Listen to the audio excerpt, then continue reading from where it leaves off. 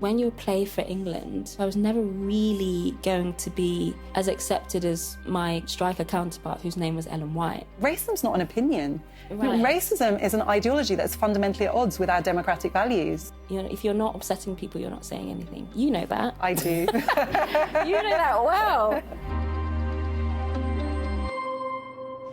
My name is Eniola Aluko.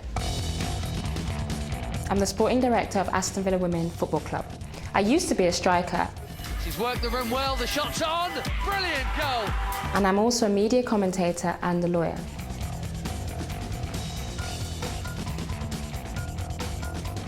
I have worked in human rights and development. I've worked as a barrister, a journalist, an academic, and a writer. It's always harder to diagnose racism in polite circles in Britain because we code it. My name is Afua Hirsch.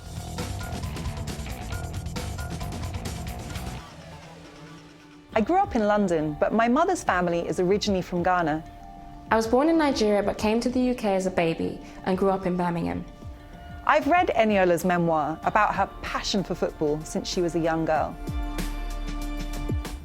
She was at the top of her career as a successful striker when she was dropped from the England national team after speaking out against racism. Would that happen to a male player with 102 caps for their country after 11 years of playing? I don't think it would.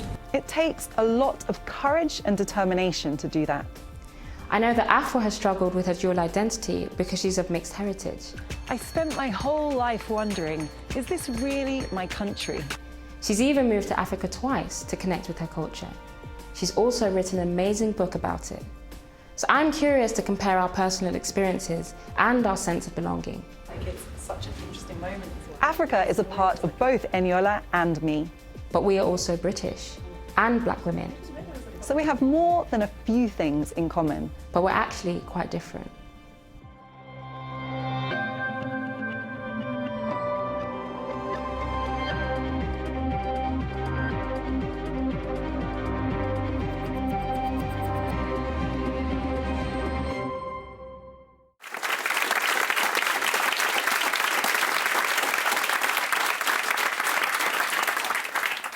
Eniola, there were so many things in your book to which I very personally related. Oh, I'm so happy. I loved it. Reading it. I loved it. I thought it was so honest and so revealing because I followed your career in real time and I thought I knew the story of what happened. Yeah. But actually I discovered there was so much that I didn't know. But the first thing I wanted to ask you about was the way you talk about identity. And you use the phrase hyphenated identities to talk about your British-Nigerian background. How you reconcile that relationship now, because it's obviously two very different lives that you've lived, one in Nigeria and one in Birmingham where you grew up. Yeah. Obviously, writing a book is quite a reflective process. So I really started to think about how did I feel about myself when I was younger? I was a popular kid. You know, I played football. The boys loved me because I was running rings around them. But actually, as a girl, I was trying to be a boy the whole time. There is this photo of you in your book with a boys' football team that you played. You were quite young. And I'm like so happy to be there. And you were really sitting like one of the boys in your shorts. I was like, that was just the biggest tomboy. But actually, if you really break that down, I asked the boys to call me Eddie. I didn't want them to call me Eni, which was my Nigerian name. And actually, I love my Nigerian name. I love my name, Eniola. But all of that I shut out for a long time and didn't actually want to explore. And then there's all that stuff about actually when you play for England, you're supposed to be as English as they come. You know, you're wearing the badge literally. But my name's Eniola Aluko, so I was never really going to be as accepted as my striker counterpart, whose name was Ellen White. And now I'm very much somebody that loves being a Nigerian woman. So the concept of hyphenated identity in my head was all about this constant balancing act that we have to do. I love rich tea biscuits and lots of British stuff, but I also love jollof rice, you know? So we shouldn't edit, we should embrace it all. I've heard black British people doing such creative things with hyphens. Yeah. We often call ourselves Black British and British Nigerian, British Ghanaian. I've even heard someone refer to themselves as Afro-Saxon, which I thought was I like that. Very creative. But there's always this question, should we need to hyphenate? You know, we've spent all our lives in Britain. You were playing for England. And I think if you ask a lot of English people, what is the ultimate representation or symbol of Englishness, many of them would point to the football team.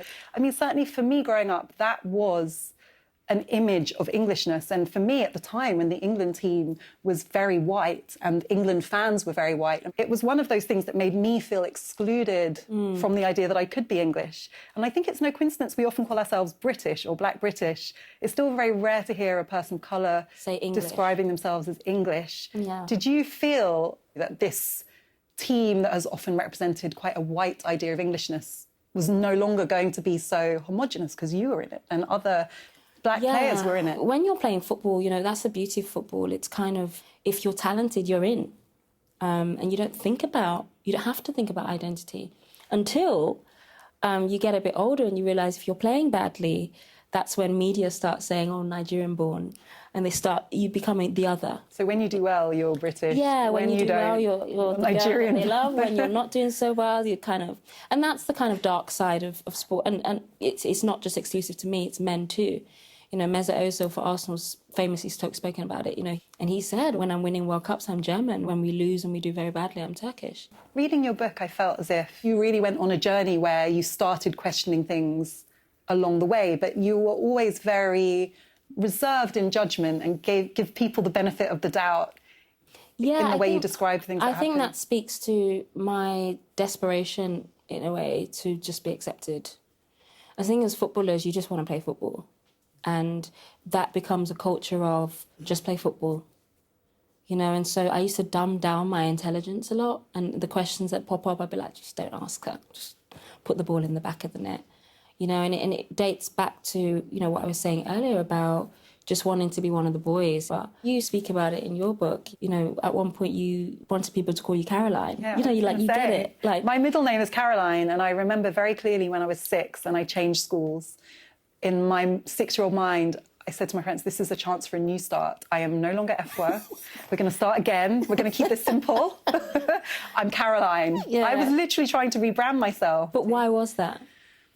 I think that partly it's an inherent issue if you don't look like either of your parents. Right. So my mother came to the UK from Ghana when she was 12, and she's a black woman from a majority black country. I don't think she had a particularly racialised identity. And as you'll know, if you're African from an African country, race is not your primary identifier. It's your region or your religion or your ethnic group, your language, but everyone's black. It's not a thing.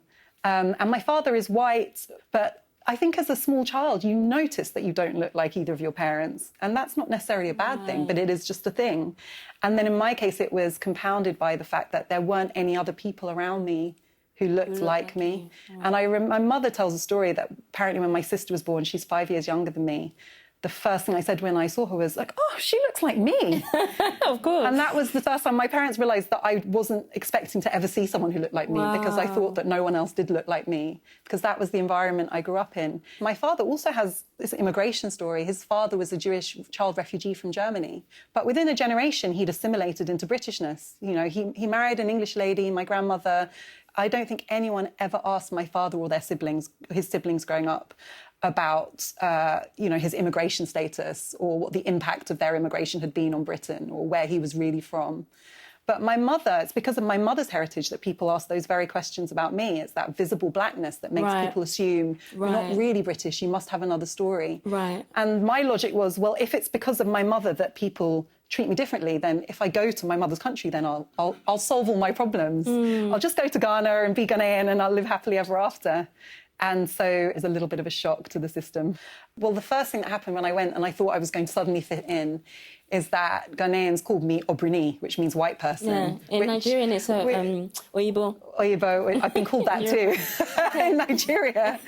And I was horrified. I was like, no, you don't understand. In Britain, they said I'm black. Yeah. So now I'm home. You guys can't call me white. That's not, there's nothing you can do about that. And now I've spent lots more time in Ghana. I understand, you know, to a Ghanaian, I represent a European upbringing.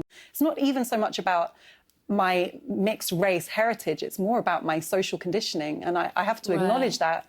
And also there's a level of colour privilege that comes because of our history of colonialism, that there is privilege that people of European heritage get in African countries. So not to acknowledge that would be to benefit from that privilege without understanding what it means and the damage it still does.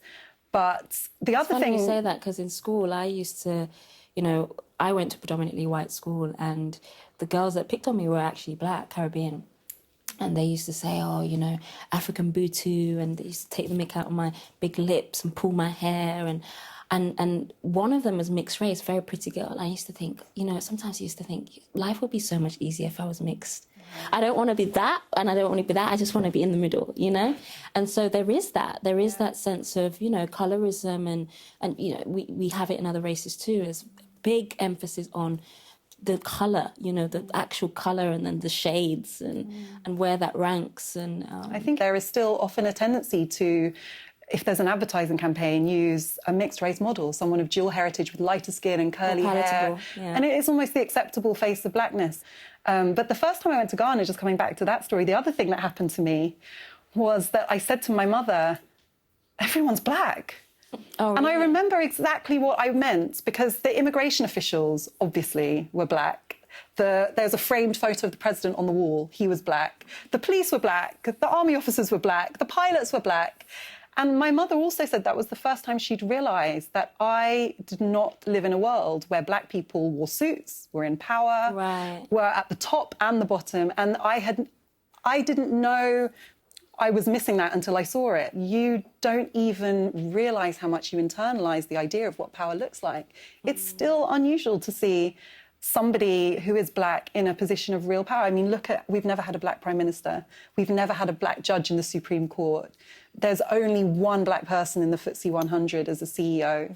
There has been so little progress compared to what I think many people expected. But do you feel now that, because there's all these buzzwords about diversity and inclusion, but do you feel like diversity and inclusion have just become that deliberate attempts to try and please, and rather than actually it changing what we see in terms of power? I do worry about that. When you have one or two black people or people of colour in the room, but there hasn't been the cultural change that allows their voices to really be heard, or they're in such a minority or not a position of enough power to really challenge the status quo, then it doesn't change the output, it doesn't change the culture, it doesn't change the decision-making. And then to add insult to injury, that person will probably be wheeled out if something goes wrong. Having one person in the room who maybe appreciates that nuance is not enough. You need to have power. What would you say then is the way to change it?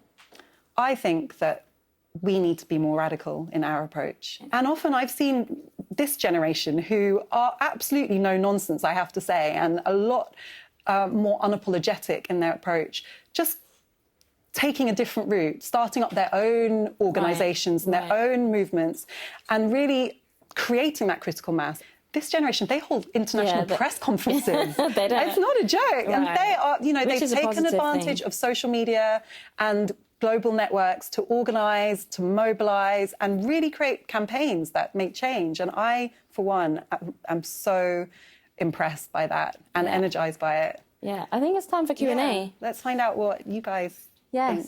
Any questions?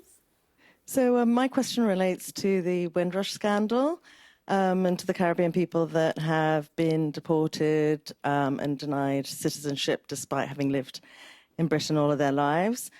But also to the Conservative cabinet, and in particular to the ethnic minority members who've done absolutely nothing to help.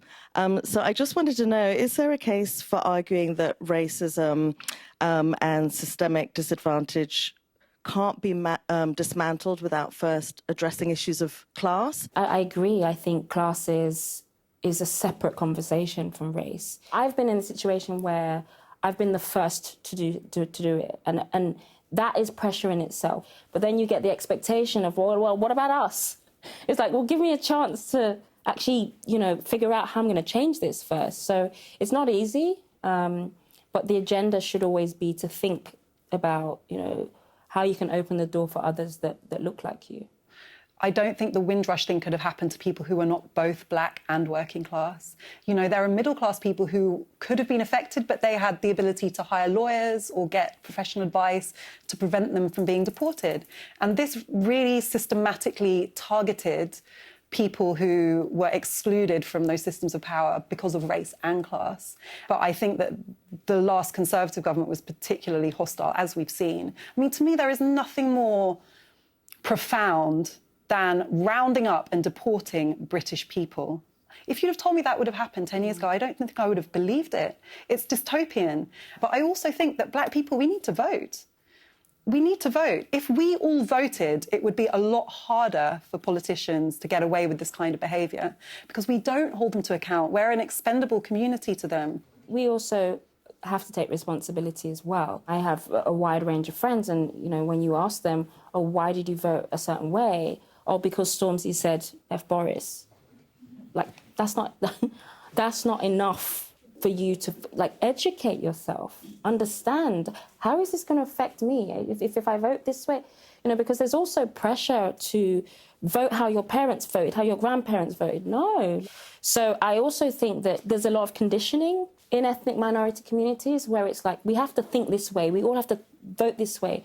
No, we're much more powerful than that. Both of you guys, within your own regard, are considered to be role models to a lot of different people. So how are you using both of your platforms to legitimize, you know, the things that are sort of underrepresented by society in, you know, whether it be sport or whether it be race? I take that responsibility so seriously. Yeah. I feel really strongly that it's important to show a younger generation, not just that you can get in the room, but that you can get in the room and be authentic. Because I don't think there's any point in us getting in the room if we're not going to be authentic, if we're not going to be pushing for change. And I often put myself in quite uncomfortable spaces where I'm saying things that the people around me don't want to hear.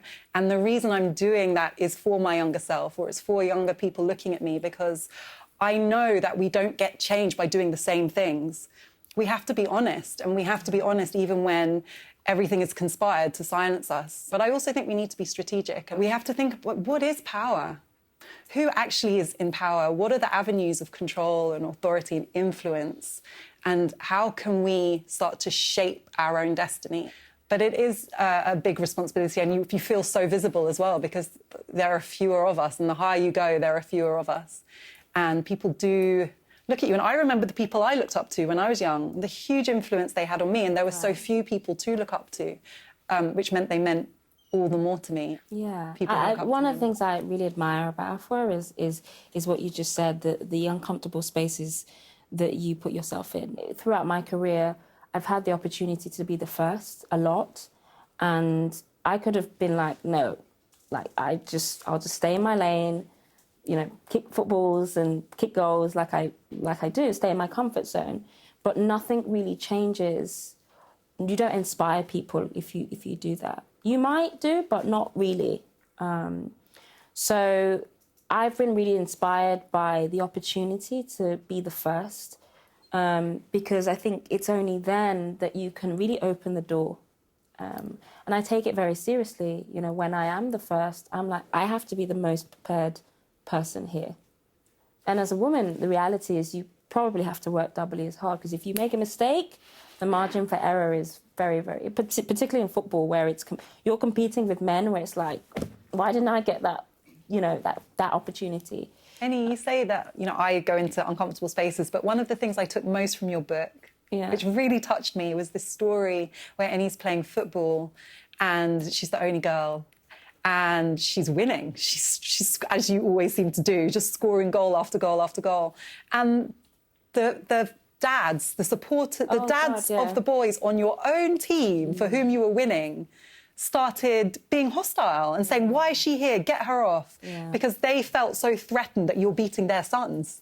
How hard must it be to continue to excel in the face of that kind of hostility, instead of rewarding you for your talent, actually punishing you for that very thing? It was really hard. It was really hard because as a kid, you just want to be clapped up for doing well, like, you know, for scoring goals. And but then I started to realise that human beings are very jealous, or they want you to shine, but not too much.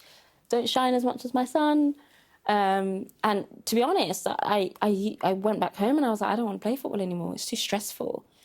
So for like a year, I was like, I want to play tennis. And I played tennis. And I started wearing the beads like the Williams sisters. And because they were like black women. And it was like, okay, it's easier to be them rather than be different all the time.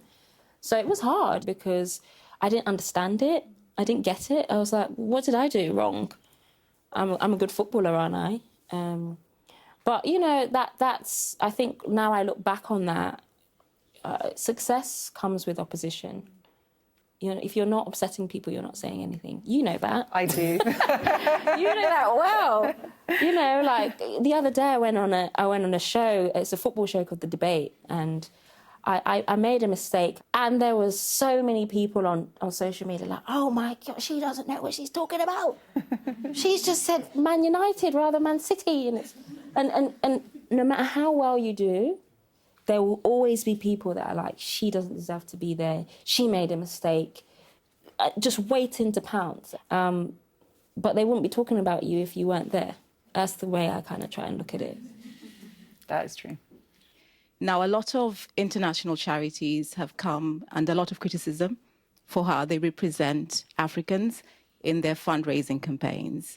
What is your view about what they can do to mitigate this? And what is the role of Black people globally to own their own narrative? That's a really great question. Because actually, one of the things I've tried to do through social media, my own social media, when I travel to Africa, is to show sides of Africa that are just not represented in mainstream news. The beautiful sides. I was recently in Ghana, in Accra, and I was just like, oh, this is such an amazing place. And I was showing the art galleries, the music scene, the culinary scene. But of course, there are sort of there's extreme poverty as well. It's about, I think, showing a more holistic side of Africa. And again, Africa can be broken down into so many different compartments as well. I work with a charity called Charity Water, and they actually deliberately don't show, the images of poor African kids with flies around their faces. They show economic empowerment in African villages. They show strong women carrying the water. But I think on a global scale, actually, Africa to the world is becoming a bit more of a positive conversation.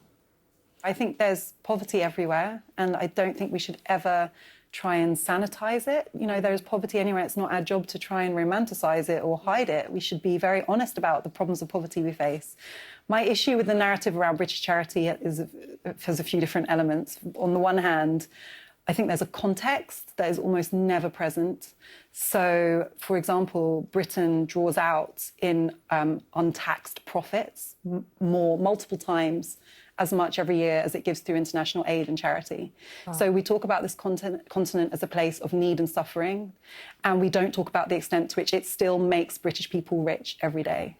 And I feel that if you really care about suffering on the African continent, then why are we not redistributing the wealth from these huge profits that keep the top 1% rich?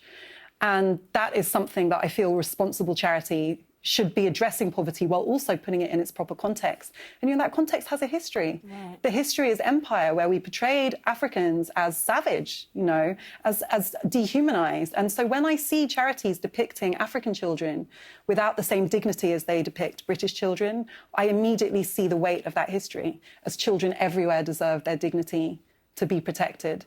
So I'm not saying people shouldn't support African charities. I think we should support African charities. We should do it understanding that the agents of change in Africa have always been Africans. Mm-hmm. Africans have been building Africa. They continue to build Africa in the face of adversity, in the face of continued economic exploitation by countries like Britain. So it's just about putting some honesty back into that narrative. Thank you for those questions. Thank you, yeah.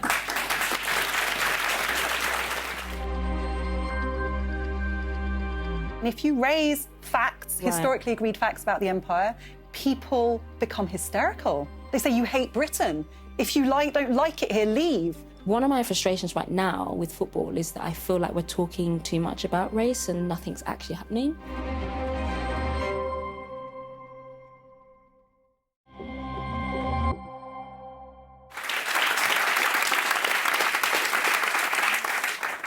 So, Afua, I know we've got a little bit in common in terms of our legal background. Yeah. I really wanted to ask you about going into the barrister world. When I look at who I am and who I was when I was younger, I was always that person that was good at speaking, was kind of disturbed by injustice. To Kill a Mockingbird was a book that I really engaged with, and that whole idea of like speaking up for the voiceless. And so I think I always had a lawyer in me. It's phenomenal for how long you pursued both, that you continue to play sport at the highest level, and you qualified and practiced as a lawyer as well. Yeah, well, I thought once I graduated, I was like, well, I'm on the path now, I might as well finish. And Just like, as you do while playing for England. I think, like you, I was influenced by books and literature. I also loved To Kill a Mockingbird. And I had a strong sense of injustice. And I was not afraid of an argument from quite a young age, I have to admit. My curiosity for people, I mean, everything I've done has been driven by the fact that I'm interested in people and curious about them. And I do try to help people wherever I can. did you feel once you got into that world, barrister world, I know you talk about it in your book, did you feel like, oh my gosh, this is so non-diverse? Like, where's the other women? Where's the other... I mean, there's women and then there's black, you know... By that stage in my life, I was getting frustrated because I'd grown up in Wimbledon thinking as soon as I leave school, I'm going to choose a very different environment. Right. And then I went through Oxford. And then I thought, as soon as I leave Oxford, I'm going to be in a very different environment. And then I went to the bar. Yeah. And I was like, this isn't happening for me. Right. The bar is a very unreconstructed English institution. Right. I mean, we wear white horsehair wigs in court. Right. It's not, I actually I'm think not it's really cool. exaggerating.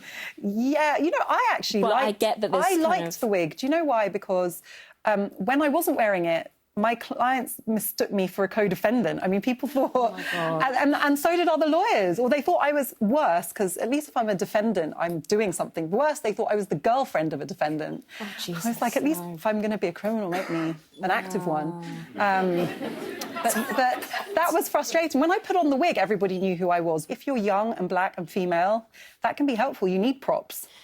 One of my frustrations right now with football is that I feel like we're talking too much about race and nothing's actually happening. And I know you've said that you don't feel like we talk enough about race. So I feel like we have a different viewpoint on that. Because 10 years ago, race in football was a sort of elephant in the room. No one talked about it. No one said the R word. Now I almost feel like I'm called up every week to talk to rent a quote. Let's get a quote from Eniola Aluko. And I'm actually like, why aren't you calling UEFA? Like, why aren't you calling the Football Association decision makers about, like, why this is not being punished more? So I just feel like we have this conversation that's a clickbait that makes people click on and click on Twitter and kind of brings this level of divisiveness versus actual action. I think my analysis is that we're talking about race, but we're not having a high-quality conversation. And I think the conversation that we're having is incredibly basic. I mean, I'm in a slightly different position because I'm not talking about race in the sporting world. Yeah. I think the world I'm in still denies that racism exists. So, I mean, we've seen recently this whole spectacle of Harry and Meghan leaving Britain and the absolutely surreal experience of high-profile broadcasters claiming that racism doesn't exist while actively being racist. Yeah. It's very bizarre. I've had phone calls from American journalists saying, I don't understand. This is like the conversation we were having in the 1960s. Am I missing something? And I have to say, no, you're not missing anything. This is the conversation in Britain. I think that people don't know what racism is. So people think that racism is having personal vitriol towards black people or people of colour, and that if you feel you can personally absolve yourself from having what they imagine are racist thoughts or doing racist things, then there's nothing to see here. Right. And there's no understanding of what systemic racism is, of structural racism, of how race can operate. And I think you do a really good job of explaining this in your book, how race can operate in subtle ways sometimes, and sometimes it can be patterns of behaviour. Sometimes it can be treating people differently rather than saying anything that's openly coded as racist. And I think that because we don't understand our history of empire as well, or white supremacy, we don't understand the legacies of that, you know, these whole ideas about angry black women, right, or about Black people being associated with crime. You know, the way that we criminalise crime. If there is a paedophile who is of Asian heritage, it's an Asian grooming gang scandal. The vast majority of paedophilic crimes in Britain are carried out by white people. We don't call it white paedophiles or white crimes. Right. So it might sound like a small thing, but I think a lot of people now believe that only Asian people can be paedophiles. Right. You know, and given that this is already a minority about whom so much ignorance exists, that is a highly toxic and dangerous trope. And our press promote it. I mean, this isn't the right-wing fringe. This is the mainstream press on the front page day after day. So, you know, my grandfather was a Jewish refugee from Nazi Germany, and he is no longer alive, but his brother is, who was Kindertransport. And I'm so fascinated by that period in history, how people can go from having so many Jewish people who were considered German or who considered themselves German to going to the other extreme. And I think people forget that didn't happen overnight. How it started was with tabloid headlines and with tropes and with narratives that conflated the identities and the history of Jewish people with certain negative, hate-filled stereotypes. And that's why I think I'm so sensitive to those narratives. And people might say, you know, it's an overreaction to conflate this to Nazi Germany. The reason to compare it is to understand how it starts and to prevent it ever becoming that extreme. We haven't approached that extreme, nowhere near it yet, but we have seen an increase in hate crime. We have seen unprecedented levels of anxiety and fear among many of our ethnic minority communities. People saying they don't feel safe in spaces they used to feel safe. How much do you have conversations with your fellow journalists about the responsibility that they have to make sure that they're not perpetuating some of this stuff? Because I feel like whenever I speak to other journalists, they try and pretend as if, I don't write the headlines. But when I'm writing my column, every single word matters. So I just feel like the media, I used to think of journalists like, you know, like lawyers. And I think the media these days have just become so desperate and so kind of base in the profession that we're now perpetuating a lot of, you know, the problem. There are also, I think, kind of structural factors. So, for example, I think there's a lot of false equivalence. And what I mean by that is this idea that if you have somebody like me who talks about anti-racism, about how to combat and fight racism, there's this idea that you need to balance me out with a racist. Racism's not an opinion. Right. Racism is an ideology that's fundamentally at odds with our democratic values. Right. But I fear it's becoming normalised by an ignorance at best, and at worst, a kind of malicious attempt to really debase the narrative to get more views and more clicks. And I really think it's crucial to call this out. And I don't think this can be left to journalists. I think we all need to call this out. I actually think the this is solution, dangerous. I know we've got to go to question time. Any more questions? On your point about journalism and how the media is in a way complicit in continuing racist narratives, so I would like to get into the media industry. What advice could you both give to me to try to, to a certain way, combat those narratives whilst I'm in the room? Because it can be quite challenging. Well, I'm a bit ignorant to the actual process of, like, what happens in a newsroom. We have recent examples where, like, you know, Kobe Bryant sadly passes away and is mistaken for LeBron James. Like, to me, that's bonkers. And that's happened quite a few times.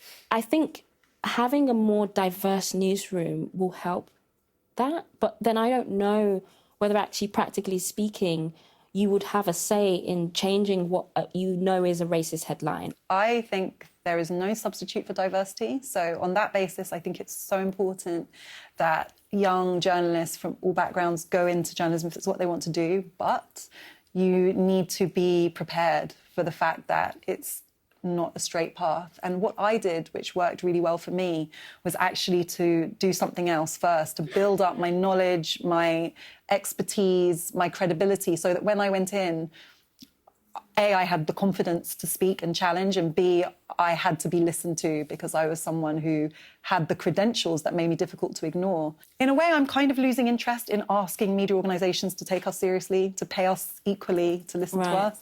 Because as soon as we have to keep asking for that, it's like we've already lost. Why are we asking to be paid the same as our white, similarly educated, similarly qualified counterparts? And I think that sometimes we have to vote with our feet. And there are lots of very inspiring examples of people who who've started their own media organizations, who understand how to reach audiences like them, and are actually changing the way the whole media works by their example. So I think we need to be represented in big mainstream media organizations.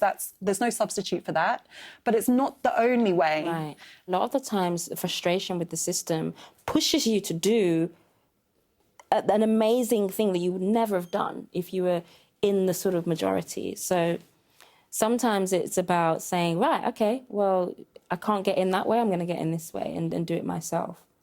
And my last piece of advice is find allies. You know, there are allies everywhere, you just have to find them.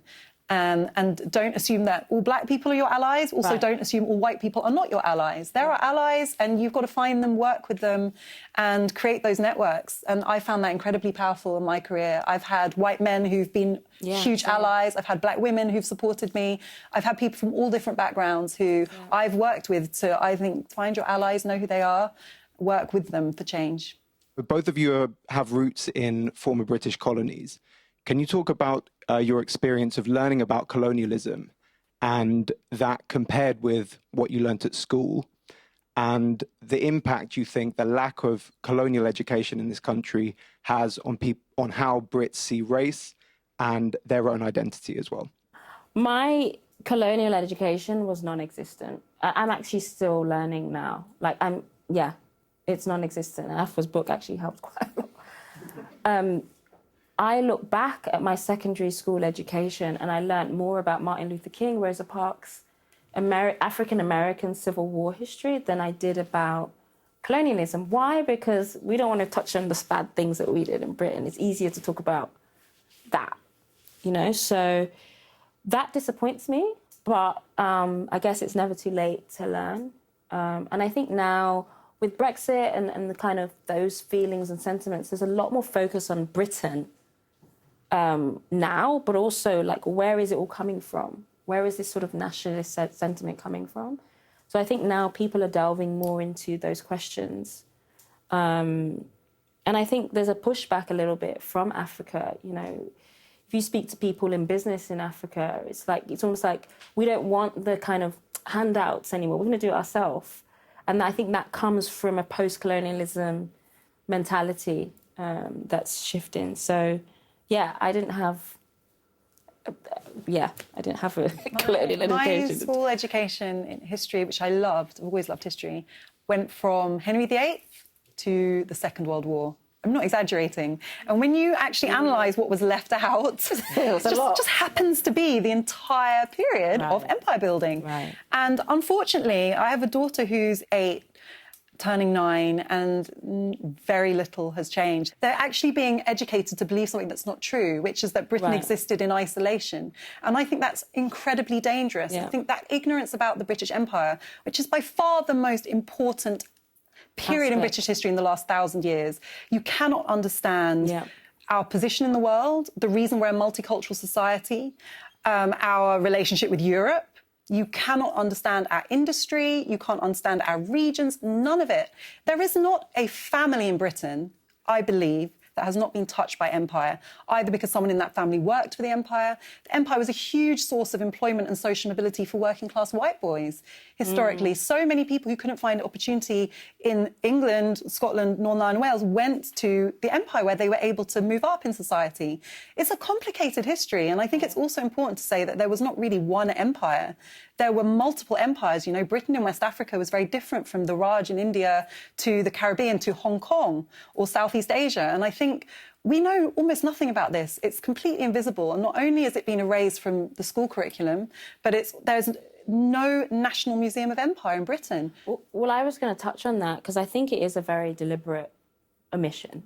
You know, I love Berlin, for example. And when I go to Berlin, I'm so impressed by just the level of just kind of openness and honesty that the Germans confront with their history. You know, there is not a street that you can't go to a museum and learn about the Holocaust. And you know, I would add to that, Germany was forced to reconcile its Nazi past by the Allies having been defeated in the war. I think a lot of this stems from Britain's victory in the Second World War, that after the Second World War, Britain felt morally victorious, rightly having defeated the Nazis, and remade itself, having forced to lose its empire, remade itself as this benevolent nation on the right side of history. And any aspect of our history that was not compatible with that was quietly swept under the carpet. Well, history's written by the winners, right? But now we're in a situation where I believe that has created an incredibly dangerous fragility. When I say fragility, I mean if you raise facts, historically agreed facts about the empire in the public discourse, people become hysterical. They say, you hate Britain. If you don't like it here, leave. Yeah. I mean, what kind of way is that to respond to historically agreed facts about our recent history? And I really think that if we can't understand how we've become this nation, the reason we look like this, that we occupy the position that we do culturally, so much of our culture comes from the imperial period. And we're totally clueless about it. And I think that we've been failed, actually, by generations of leaders who have continued this propaganda that there's nothing to see here. So I feel very strongly about this. And I don't think this is our job as people who have stories that come from colonies in Africa or Asia. I think this is all of our job as British people to start being curious and honest about this history. I do think, though, that what's great at the moment is I'm seeing lots more authors, African authors. I think now there's a demand, rather than going on Netflix and just watching something that, is sort of sugar-coated. People want to learn, people want to watch documentaries that speak to this stuff. So I think in terms of the entertainment world, I personally feel like there's a lot more out there that we can kind of tap into and learn that I didn't have growing up, or at least didn't see as visible as we do now. 2019 was termed the Year of Return in Ghana, and for those of us who were part of the Ghanaian diaspora, it was such a warm welcome and an exciting prospect. The question I wanted to ask you is, how do we find balance and practicality in the idea of going back home and building a genuine and practical relationship with the motherland? I was so excited to see the groundswell of love and movement towards Ghana. I was there. Symbolically, but I also think, partly from personal experience, it's important to have realistic expectations. If Ghanaians see me as different, that's completely justified. I've had a different life, but I want to contribute to Ghana. I want to see Ghana's economy thrive. I want to see other African countries rise. I want to see the continent become unified again, to see trade within Africa not always extracted to Europe and America. I want to see some of those colonial borders that divided us through language and national boundaries become useful trading, cultural exchanges as they were before the imperial period. So I think it's about how can we contribute to that movement. And I'm fascinated by the Pan-Africanist period, those intellectuals who actually created the independence of sovereign African nations, who managed to end colonial era. And their philosophy was one of building up the African continent, that there could be no future where black people can thrive anywhere while the African continent is oppressed and still controlled by foreign financial interests. So I think that's a project to which anyone who cares about this can contribute. And it's just a question of finding your place in that project. I actually went to a panel on that question when I was in Accra. And it was very much about, okay, this is great, Year of Return, we've had lots of parties. I think 1 million visas were given out. It was a success. But how do we continue this? And so one of my friends is on the board of the tourism board, and she was talking about beyond return, the whole idea that actually the diaspora coming back to Ghana have to also have a practical mentality. Just little things like going into a restaurant and expecting service that you would get in central London. It's not going to be the same. And just understanding that culturally we have to adjust too as diaspora. We have to be patient too. It's not always about them receiving us, because there is differences. So I think people are just more conscious about it, and everybody's having a better conversation around how do we as diaspora help, but also how do we assimilate ourselves into a culture that is becoming self-sufficient, is becoming successful. So it's really exciting to see. I think it's a really exciting time. I had an amazing time in Ghana. Too much of a good time, actually, I think. To what extent can we really produce new knowledge within a system that's already based, new knowledge on Africa, new knowledge on what would be considered the East, when so much of what already exists is framed through the white eye, when our basis is already flawed. I think you're right about the basis being flawed. I sometimes think about, for example, at Oxford, if you study Latin and Greek, it's called classics. And just the name, it legitimizes one history of ancient civilization as superior to other ancient civilizations. You can still study the Industrial Revolution as completely separate from any history around the transatlantic slave trade. These things are kind of conceptually separated. And even the language we use in everyday life, you know, we talk about BAME people. This doesn't mean anything. It's everyone who's not white thrown together in a big lump. So here you go. Yeah. Here's a name for you all. I am really excited as a cultural creator about the opportunities now to speaking to an audience who get it. So I'm not really speaking to the academy. I'm not speaking to people who aren't interested in breaking down those conceptual barriers. I'm speaking to people who are hungry for knowledge and who are curious. And now you have global streaming services that will reach people on the African continent, that might reach African Americans. That mean I don't have to go to the same gatekeepers who will say, we did a series on Africa last year, so there can't be anything else to say about Africa. Jeez. You know, if you pitch a series on Africa, we did music, we did African music last year, so it's too similar. Well, to Afra's point, like, we are living in such a creative time. And, you know, a lot of us, all of us are mini journalists in a way. But actually, there's real amazing people that create. So I think we're living in a time when we can definitely create new information and new perceptions, to the point earlier, because there's just so many platforms to do it. And whoever wants to see it will see it. And whoever doesn't, well, you're losing out. And I don't want to let the gatekeepers off the hook, but I mean, we live in a global capitalist society, money talks. And what we're seeing actually is that the platforms that do get it are making the money. I feel like consumers are more, I mean, the word is woke, but I feel like people are much more inquisitive about, okay, but if I buy Nike or Adidas, like, where's that actually coming from? Or if I watch this on this broadcaster, but that broadcaster's linked to that. And so I do think people, you know, as you said, are more conscious of the content that we're consuming and what we are learning. And because of that, creators have to really be very responsible about, like, are we pumping out the same narrative? Is it a different narrative? And I think that's really exciting, because we're learning and we're feeding ourselves with new information, because that's the demand, that's what's being demanded. What do you see for the future for you? Well, for me, I've just retired. So it feels so weird to hear someone so young say that. From football. It's almost like life starts again for me, in a way. You know, I've just accepted a role as sporting director of Aston Villa Football Club. Incredibly exciting. So I get to kind of make decisions now. And I guess that I was kind of always that player that sort of prodded at decision makers, like, why are we doing this and why are we doing that? And now I am it. And it's kind of scary but exciting at the same time. And exciting. And you, I'm working on some big writing projects. Oh, good. Which I'm really excited about. And I think it just speaks to everything we've been talking about. How do you reach people? I'm an optimistic person. Yes. I think that most people are decent and want to know and learn and experience new things. And so a good journalist, a good writer, a good creator finds ways of reaching people.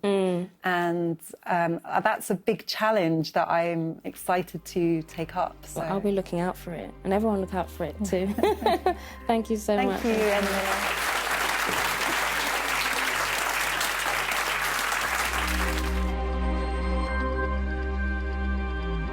Frankly, the collapse, the erosion of our institutions began on Facebook. You know, I realized I was working for something that was evil, and I had, you know, been a part of actually creating it. It's like they invited people to their house and they gave everyone guns and said, it's the Wild Wild West.